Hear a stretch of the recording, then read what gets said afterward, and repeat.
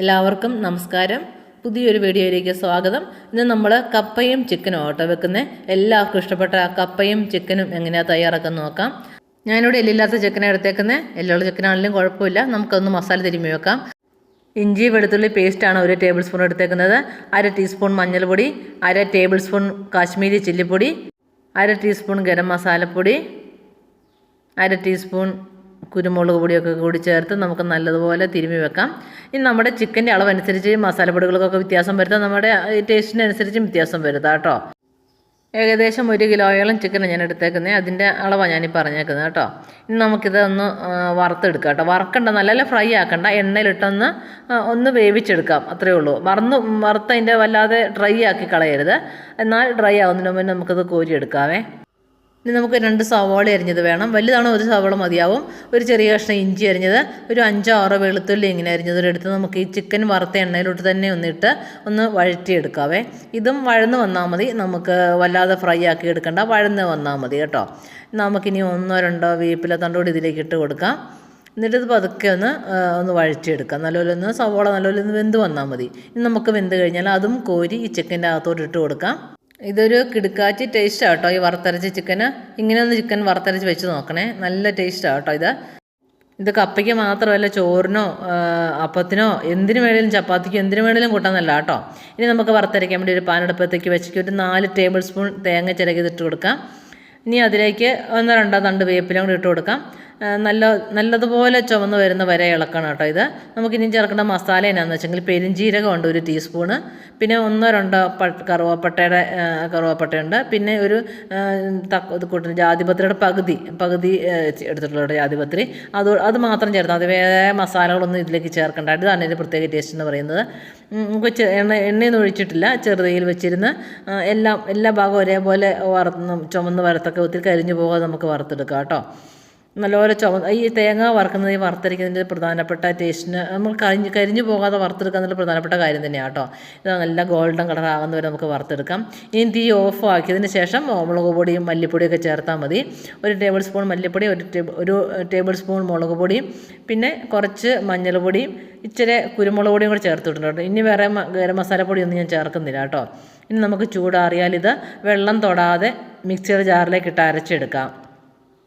വറുത്തരയ്ക്കുന്ന സാധനങ്ങൾ വെള്ളം ചേർത്ത് അരച്ചാൽ അതിന് പിന്നെയും പച്ചമണമോ പിന്നെയും അരപ്പ് നമ്മൾ മൂപ്പിക്കേണ്ടി വരും കേട്ടോ. അപ്പം വെള്ളം തൊടാതെ വേണം എപ്പോഴും വറുത്തരയ്ക്കുന്ന തേങ്ങ നമ്മൾ അരച്ചെടുക്കാനായിട്ടേ. വെള്ളം തൊടാതെ ഇത് അരച്ചെടുത്ത് നമുക്ക് നല്ല വെണ്ണ പോലെ അരയണമെന്നൊന്നുമില്ല. ഒന്ന് നല്ലപോലെ ഒന്ന് അരച്ചെടുത്താൽ മതി. എന്നിട്ട് നമുക്കിനി വെള്ളം ചേർത്താൽ മതിയേ. ഇനി മിക്സിയുടെ ജാറ് കഴുകി, ഞാൻ തിളപ്പിച്ച വെള്ളം കേട്ടോ ചേർക്കുന്നത്. പച്ചവെള്ളം ചേർക്കാതിരിക്കാൻ നല്ലത്. അതിൻ്റെ ശരിക്കുള്ള വറുത്ത ടേസ്റ്റ് പോകും നമ്മൾ തേങ്ങ വറുത്തതിൻ്റെ പച്ചവെള്ളമൊക്കെ ചേർത്ത് കഴിഞ്ഞാൽ. ഇനി നമുക്ക് തിളപ്പിച്ച വെള്ളം തന്നെ ഇതിലേക്ക് ചേർത്ത് കൊടുത്ത് നല്ലപോലെ മിക്സ് ചെയ്തെടുത്ത് തിളപ്പിക്കാം കേട്ടോ. നമുക്ക് ഗ്രേവിക്ക് നമ്മൾ ഉപ്പ് ചേർത്തില്ലായിരുന്നു, ആവശ്യത്തിന് ഉപ്പ് ചേർത്ത് കൊടുക്കാം.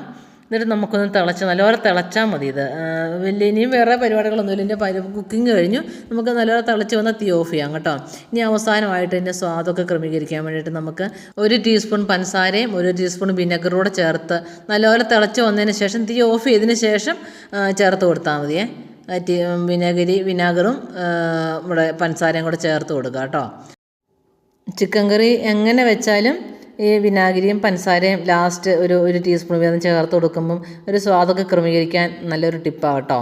അപ്പോൾ ഇങ്ങനെ ഒന്ന് ചെയ്ത് നോക്കി, ഏത് രീതി വെച്ചാലും ഇങ്ങനെ ലാസ്റ്റ് ഒന്ന് ചെയ്ത് കൊടുക്കാൻ നല്ലതായിരിക്കും. അപ്പോൾ നമ്മുടെ ചിക്കൻ കറിയുടെ പണി കഴിഞ്ഞു. ഇനി നമുക്ക് തീ ഓഫ് ചെയ്ത് വെച്ചിട്ട് നമുക്കിനി കപ്പ വേവിക്കാൻ നോക്കാം കേട്ടോ. കപ്പയുടെ വീഡിയോ ഞാൻ ഇട്ടതായിരുന്നു, ഒന്നുകൂടി ഇടുക കേട്ടോ. ഇനി ചിക്കൻ വെക്കുമ്പോൾ അക്കൂടത്തെ കപ്പ വേവിക്കാൻ അറിയാത്തവർക്ക് കൊണ്ടിട്ടാണ്. ഇത് വാട്ടുകപ്പയാണ്. വാട്ടുകപ്പ നമുക്ക് തലേദിവസം ഒന്ന് കുതിർത്തിടാവേ. എനിക്ക് തോന്നുന്നു ഒരു 6 തൊട്ട് 8 മണിക്കൂർ വരെ കുതിർത്തിട്ട് വേണം വാട്ടുകപ്പ വേവിക്കാനായിട്ട്. അപ്പം ഞാൻ തലേദിവസം കുതിർത്തിട്ട് പിറ്റേ ദിവസം നല്ലപോലെ കുതിർന്നിരിപ്പുണ്ട്. ഇനി നമുക്കിതൊന്ന് കൈകൊണ്ട് തിരുമ്മി നല്ലപോലെ വലിയ കഷ്ണങ്ങളൊക്കെ ഒന്ന് ഒടിച്ചെടുക്കാം കേട്ടോ. ഇനി നമുക്കിത് അടുപ്പിലോട്ട് വെക്കാം. വെള്ളമൊക്കെ കഴുകി വാരി വേറെ വെള്ളം ഒഴിച്ച് സ്റ്റവിലോട്ട് വെക്കാവേ.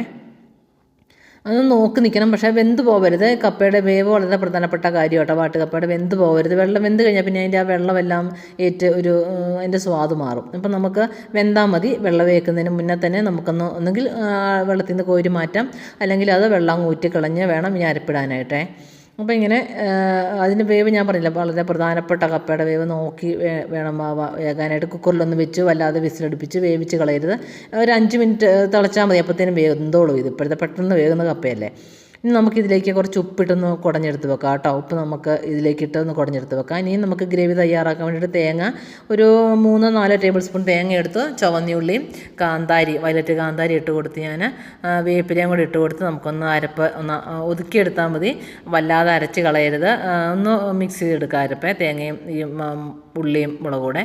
എന്നിട്ട് ആ മിക്സി ചെയ്തിട്ട് ജാറ് കഴുകിയ വെള്ളം മാത്രം ഒഴിച്ചാൽ മതി ഒന്ന് ആവി വരാൻ വേണ്ടിയിട്ട്. ഇട്ട് മൂടി വെച്ച് ചെറുതീയിലിരുന്ന് നമുക്കൊന്ന് ആവി വന്നു കഴിഞ്ഞാൽ വെള്ളം നല്ലപോലെ വറ്റണം കേട്ടോ. നമുക്കൊന്ന് നോക്കണം അടിയിലത്തെ വെള്ളം വറ്റിയിട്ടുണ്ടോ എന്ന്. വെള്ളം വറ്റിക്കഴിഞ്ഞാൽ നമുക്കിങ്ങനെയൊന്ന് ഇളക്കി യോജിപ്പിച്ചെടുക്കാം കേട്ടോ. മരത്തിൻ്റെ തവിയോ സ്റ്റീലിൻ്റെ സ്പൂണോ ഇച്ചിരി നീളമുള്ള എന്തെങ്കിലും കൈ കൊള്ളാതെ ഒന്ന് ഇളക്കി യോജിപ്പിച്ചെടുക്കണം കേട്ടോ. ഞാനെനിക്ക് ഇത്ര വിശദീകരിച്ച് പറയുന്ന പുതിയ പിള്ളേർക്കൊന്നും ഇത് വലിയ പരിചയമില്ലാത്തതുകൊണ്ടാണ് ഇത്ര വിശദീകരിച്ച് പറയുന്നത്. ഞാൻ വാട്ടുകപ്പ ഉണ്ടാക്കുന്നതിൻ്റെയൊക്കെ വീഡിയോ ഇതിന് മുന്നേ അപ്ലോഡ് ചെയ്തിട്ടുണ്ട്. എൻ്റെ വീഡിയോ ഇത് കാണാൻ താല്പര്യമുള്ളവർ കാണുക. അപ്പം നമുക്ക് നല്ല മഴയൊക്കെ പെയ്യുമ്പം ഈ കപ്പയും ചിക്കനൊക്കെ ഒന്ന് കഴിച്ച് ഇച്ചിരി കട്ടൻ കാപ്പി കുടിച്ചുകൊണ്ടിരിക്കുന്നത് നല്ല രസമല്ലേ. എല്ലാവരും തയ്യാറാക്കി നോക്കണം. എല്ലാവർക്കും ഇഷ്ടപ്പെട്ടെന്ന് വിചാരിക്കുന്നു. Thank you.